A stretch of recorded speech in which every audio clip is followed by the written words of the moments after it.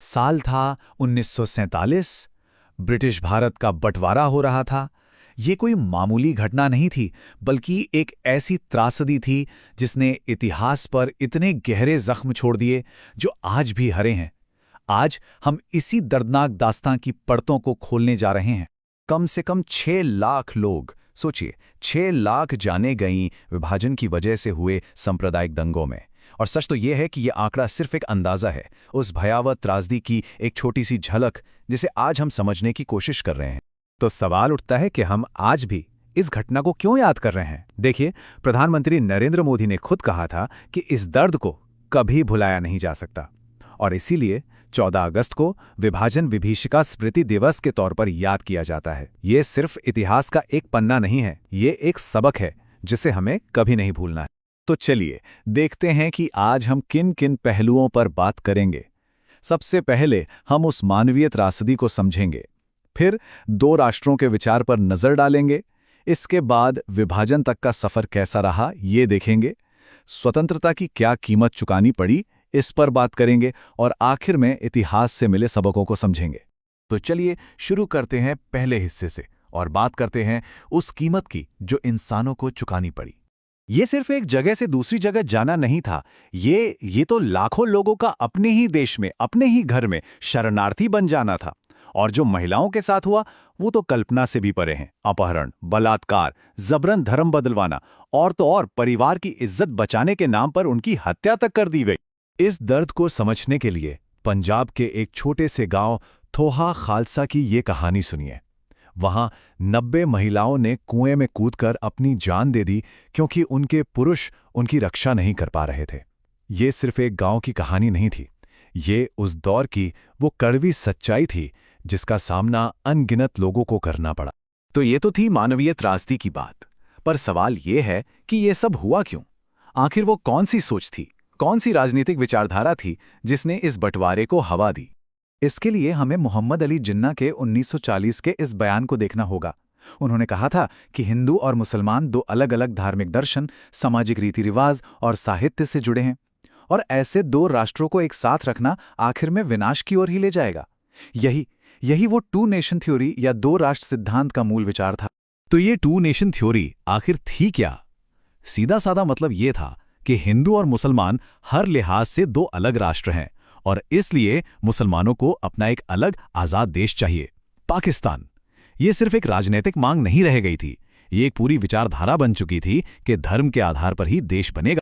ठीक है, तो ये विचार तो था, लेकिन ये विचार हकीकत में कैसे बदला?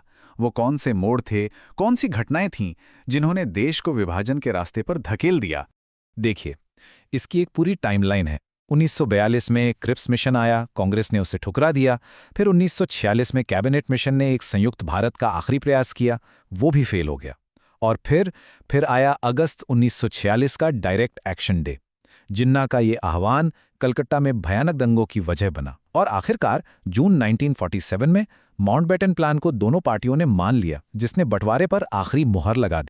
और ऐसा नहीं था कि किसी को अंदाजा नहीं था कि क्या होने वाला है। 1946 में ही उस वक्त के वाइसरॉय लॉर्ड बॉबिल ने चेतावनी दी थी। उन्होंने कहा था कि विभाजन एक बहुत ही विनाशकारी प्रक्रिया होगी, ये समस्या को सुलझाएगी नहीं, बल्कि इसे हमेशा के लिए बना देगी। पर उनकी बात किसी ने नहीं सुनी।